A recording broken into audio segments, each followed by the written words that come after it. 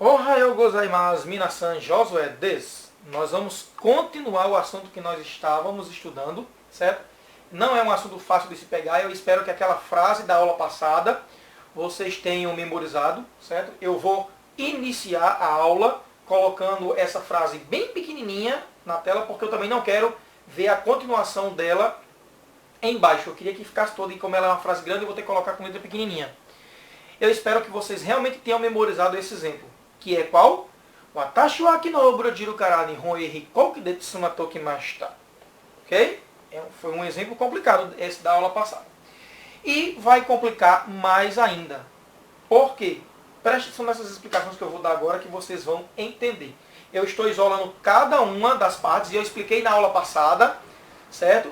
Ponto de partida, ponto de chegada, que partículas usar, que partícula usar na companhia, que partícula usar para o meio de transporte, colocar o verbo no passado e tal. Então, isolei todos eles, separei para vocês verem de um por um, dei o exemplo dos países e das conduções, tá ok?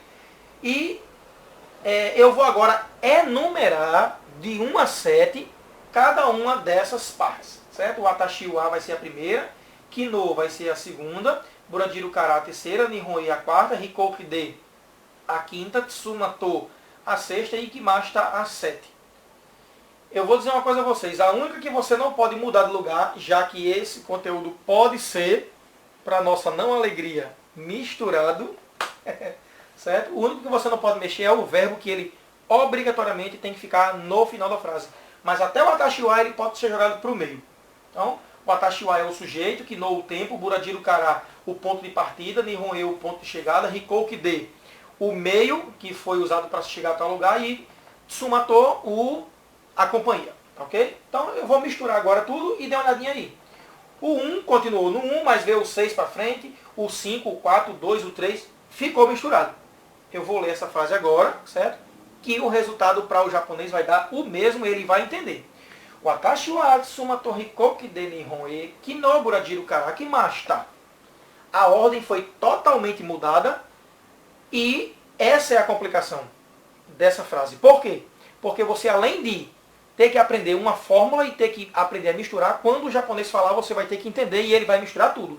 Você realmente tem que isolar cada partezinha dessa, o ponto de partida, o ponto de chegada, memorizar os países, memorizar as datas, para poder entender na hora que o japonês falar. Eu vou ler essa segunda frase de novo. Watashi wa Tsumato hikoki de nihon e kino burajiru kara kimashita. Tá ok?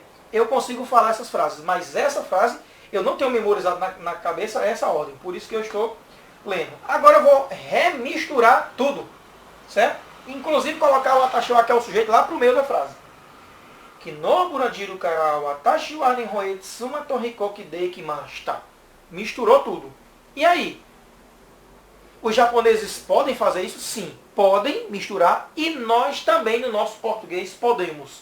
E é isso que eu vou explicar agora, por que essa mistura está acontecendo. Dê uma olhadinha na primeira frase aí, o Watashi wa Kino burajiru kara nihon e hikoki de tsumato kimashita. Ok?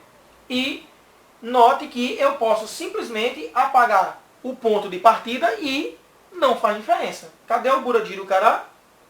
Sumiu. Certo? Agora eu vou colocar de novo o ponto de partida e vou apagar o tempo. Ontem, você não precisa dizer nem o ponto de partida, nem o dia que você foi. Né? Ontem. Agora eu vou colocar de novo o tempo e vou apagar o meio de transporte. Você pode anular o meio de transporte com que você foi. Você pode deixar o meio de transporte e pode apagar a companhia com quem você foi. Tá ok? São informações importantes? São. Elas ajudam você a compreender melhor o conteúdo, mas essencial é você dizer quem foi, o destino para onde foi e o verbo para dizer que foi. Todos esses outros que eu estou colocando a setinha vermelho são termos acessórios da oração, eles não são essenciais. E aí quem gosta de sintaxe vai lembrar dessa conversa, né, de termos essenciais de oração que não podem faltar e os termos acessórios que são colocados. Eles não são importantes? Não. São importantes sim.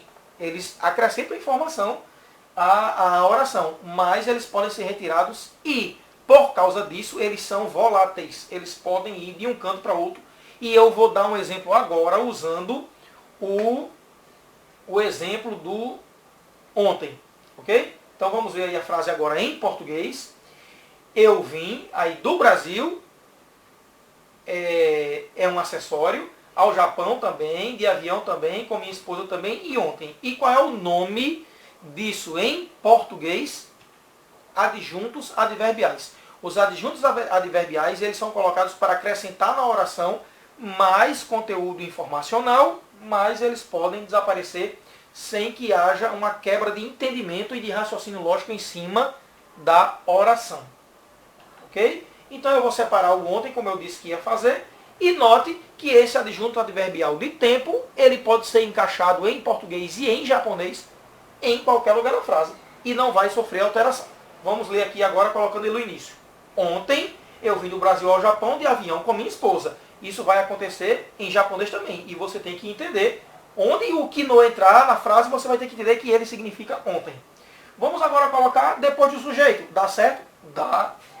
Eu ontem vim do Brasil ao Japão de avião com minha esposa. Vamos colocar agora depois do verbo. Eu vim ontem do Brasil ao Japão de avião com minha esposa. Dá certo? Dá. Vamos colocar agora depois do ponto de partida. Eu vim do Brasil ontem ao Japão de avião com minha esposa. Dá certo também. Depois do ponto de chegada. Eu vim do Brasil ao Japão ontem de avião com minha esposa. Agora depois do meio de locomoção. Eu vim do Brasil ao Japão de avião ontem com minha esposa e a frase da maneira como eu ensinei. Eu vim do Brasil ao Japão de avião com minha esposa ontem. O ontem, que é um adjunto adverbial de lugar, ele pode ir para qualquer lugar e os outros adjuntos adverbiais também podem passar por esse processo. Então vamos fazer uma sopa agora. Vamos fazer uma salada de palavras. Eu vou pegar de avião, que é o meio de transporte, vou descer, vou afastar os dois locais, o de partida e o de chegada, e vou encaixar avião. Dá certo? Dá. Eu vim de avião do Brasil ao Japão com minha esposa ontem. E aí, ó, o meu de locomoção eu já mudei de lugar. Agora vamos lá. Vamos abaixar o ponto de partida, recuar o ponto de chegada e encaixar o ponto de partida depois. Dá certo? Dá.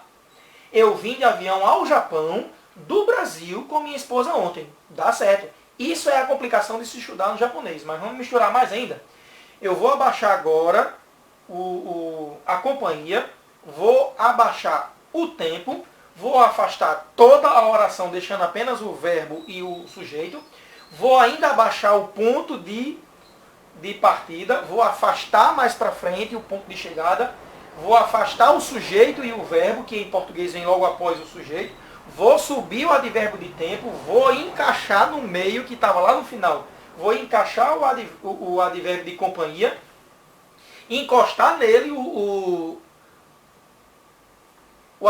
adjunto adverbial de meio e vou encaixar agora, subir, trocando de lugar, tanto o ponto de partida como o ponto de chegada, e vai dar certo. Ontem eu vim com minha esposa de avião do Brasil ao Japão. Vocês viram que eu misturei tudo?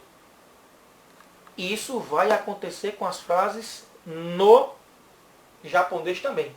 E aí, para a gente entender, ou você estuda e memoriza com força, ou vai ter dificuldade. Mas nós temos a capacidade de aprender isso e nos comunicarmos em japonês, mesmo que os adjuntos adverbiais possam mudar de lugar da forma como vocês estão vendo. Tá ok? Agora, além deles poderem mudar de lugar, também se você tirar uma dessas informações, a frase vai continuar sendo entendida de forma clara. Certo? Então eu vou colocar o exemplo, já que a gente estava lidando só com o português agora, o exemplo, o primeiro exemplo original que eu pedi para vocês memorizarem na aula passada. Watashi wa aki no obrojiru kara nihon e hikoki detsuma tokimashita, tá ok? E nós vamos, eu vou concluir a aula de hoje com um shukudai. Shukudai, o que é isso? Que eu nunca tinha usado esse termo antes, inclusive está aí o kanji.